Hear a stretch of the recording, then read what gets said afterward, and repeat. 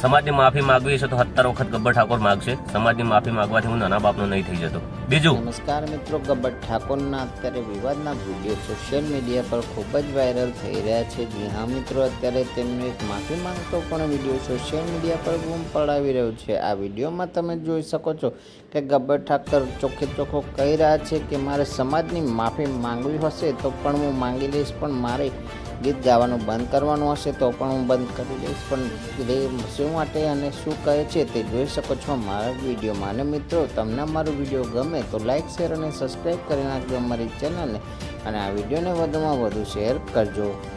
કે જે ઘરે આવો તો પહેલાં એ વ્યક્તિને કહેવાનું કે એ જિંદગીમાં દારૂ ના પીતો હોય, ગુટકા ના ખાતો હોય, પછી એની જિંદગીમાં બે વફાના ગીત ઉપર ડાન્સ ના કર્યો હોય, બે વફાના ગીતો ના સાંભળતો હોય, હંમેશા માટે એ લોકગીતને ભજન સાંભળતો હોવો જોઈએ. બીજું કે એનું કોઈ બેન દીકરી સાથે ખરાબ રીતે એનું લફડું ના હોવું જોઈએ.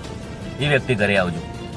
ઘણા લોકો કહે છે કે સમાજને તમે ગેરમાર્ગે દોરી રહ્યા. ભાઈ, સમાજની બધી મિટિંગો હતી એ જગ્યાએ બધી જગ્યાએ અમારી હાજરી હોય છે.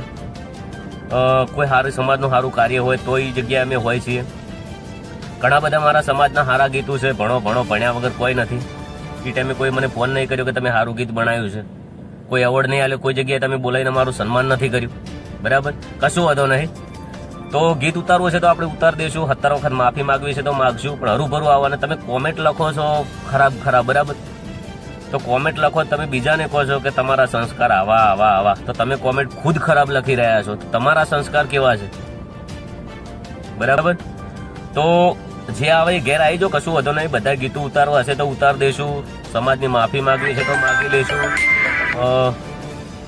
ગીતો ગાવાના બંધ કરવા છે હંમેશા માટે તો બી કરી નાખશું.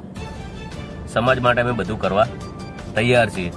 બરાબર, જે ગીત ચાલી રહ્યું છે એનો વિરોધ ચાલી રહ્યો છે, કશું વધુ નહીં.